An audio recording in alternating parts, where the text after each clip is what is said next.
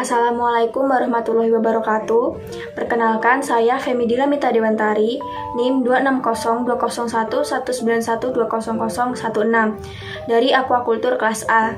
Di sini saya akan membuat video praktikum tentang pencegahan penyakit pada ikan koki.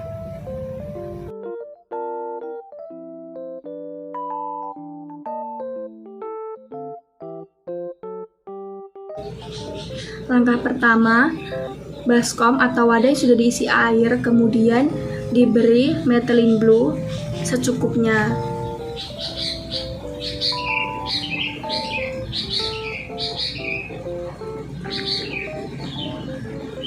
Setelah itu, diberi garam ikan.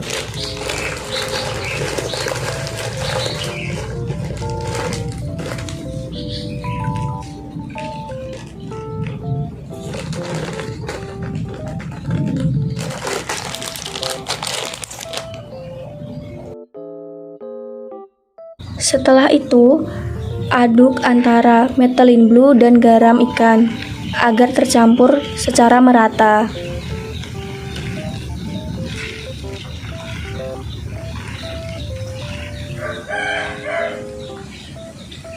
Apabila sudah tercampur secara merata, kemudian masukkan ikan koki ke dalam wadah yang sudah berisi methylene blue dan juga garam ikan.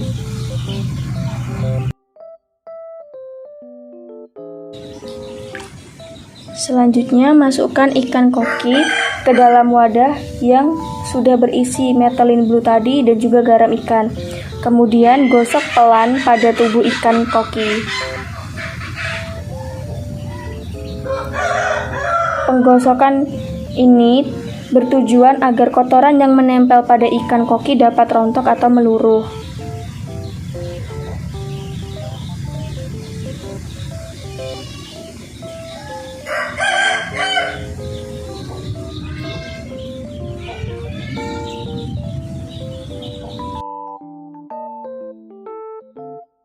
Setelah tubuh ikan koki digosok, tetap rendam ikan koki di dalam air yang berisi methylene blue dan garam ikan. Rendam ikan selama kurang lebih 12 jam.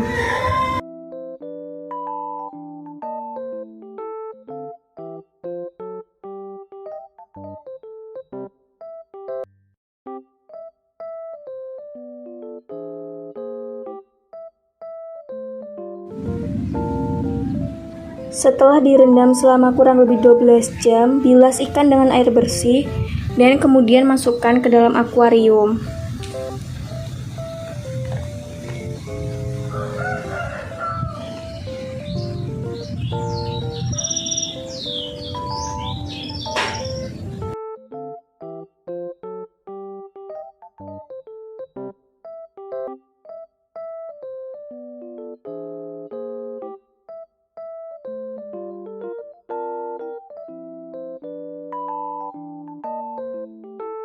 Perkenalkan, nama saya Vita Aprilia. Di sini saya akan menjelaskan tentang rekayasa pakan untuk ikan mas koki. Ikan mas koki merupakan salah satu ikan hias yang banyak diminati karena memiliki perpaduan warna yang indah. Warna pada ikan disebabkan oleh adanya sel kromatofora yang terdapat pada bagian kulit dermis. Karotenoid adalah komponen alami utama pembentuk pigmen warna yang memberikan pengaruh pada warna merah dan orange. Salah satu upaya yang dapat dilakukan untuk meningkatkan warna pada ikan mas koki yaitu dengan menambahkan baya merah ke dalam campuran pakan. Hal tersebut dikarenakan baya merah mengandung pigmen beta-cyanin yang berfungsi sebagai pewarna alami dan bersifat antioksidan. Alat dan bahan yang digunakan dalam rekayasa pakan ikan mas koki, yang pertama ada baya merah, ada putih telur, ada pakan komersial, ada wadah untuk mencampur pakan komersial dan bayam, ada ikan mas koki, dan blender. Prosedur pembuatan pakan dengan campuran baya merah yaitu sebagai berikut. Pertama, blender kasar baya merah.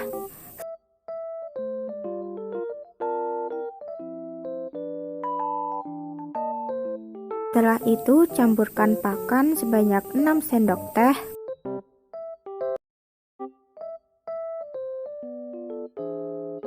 Kemudian tambahkan putih telur sebanyak 4 sendok teh. Penambahan putih telur pada pakan yaitu sebagai binder.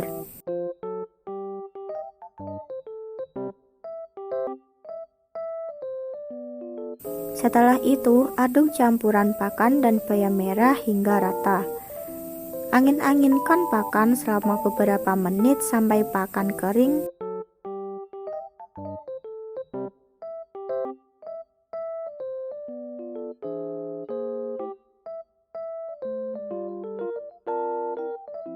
Lalu berikan pakan tersebut kepada ikan mas koki setiap 3 kali sehari.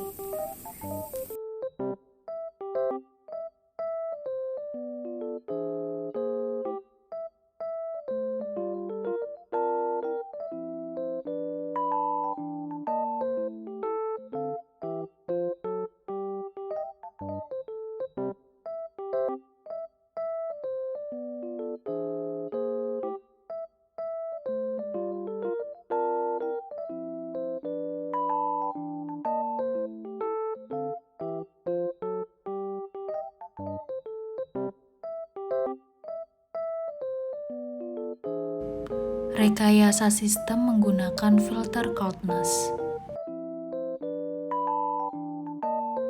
Coldness K1 atau filter moving bed biological reactor atau dapat kita sebut dengan MBBR merupakan filter biologi yang dirancang untuk bergerak bebas pada ruangan filtrasi.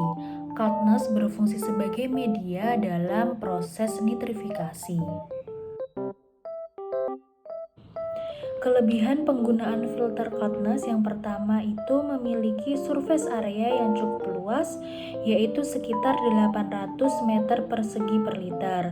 Lalu yang kedua, karena coldness sendiri membutuhkan aerator untuk membantunya bergerak, sehingga akan meningkatkan proses nitrifikasi bakteri dan menciptakan lingkungan yang kaya akan oksigen. Lalu yang ketiga, coldness sendiri sangat baik digunakan sebagai media tumbuhnya bakteri Nitrosomonas dan Nitrobacter yang berfungsi dalam proses nitrogen cycle. Lalu yang keempat, coldness sendiri dapat digunakan untuk media filter mekanik maupun filter biologi. Lalu yang kelima, coldness merupakan media filter yang minim akan perawatannya karena dia dapat membersihkan dirinya sendiri. Alat dan bahan yang digunakan diantaranya yaitu kotak akrilik, aerator, batu aerasi, coldness, selang, dan juga dop kaca. Berikut merupakan desain filter coldness yang kami gunakan. Terdiri dari lubang sirkulasi yang berfungsi untuk sirkulasi air dan udara di dalam dan di luar kotak akrilik. Lalu yang kedua ada dop kaca yang berfungsi untuk menempelkan kotak akrilik yang berfungsi sebagai filter tersebut ke sisi akuarium. Lalu yang ketiga ada coldness K1.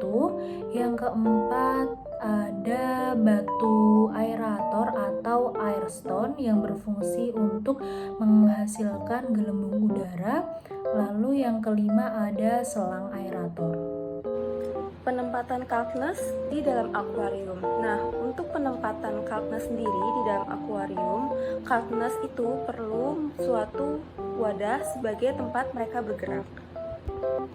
Nah, pada hal ini, menempatkan wadah yang berisi coldness ke dalam akuarium dan menghubungkannya dengan selang aerator atau dapat juga disambungkan dengan pipa keluarnya air dari filter.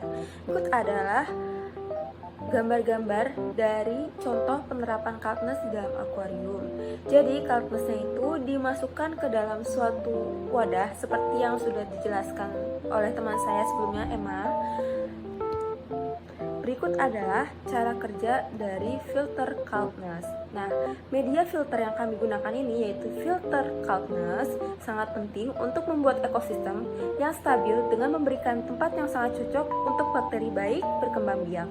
Nah, bakteri tersebut melakukan proses nitrifikasi, lalu mengolah zat-zat racun dari kotoran ikan, yaitu berupa amonia dan nitrit, untuk dijadikan senyawa yang tidak beracun seperti nitrat yang bagus untuk ekosistem di dalam akuarium. Baiklah, terima kasih atas perhatiannya. Mohon maaf apabila ada salah kata dari kami dalam pengucapan atau penyampaian. Mohon dimaafkan. Wassalamualaikum warahmatullahi wabarakatuh.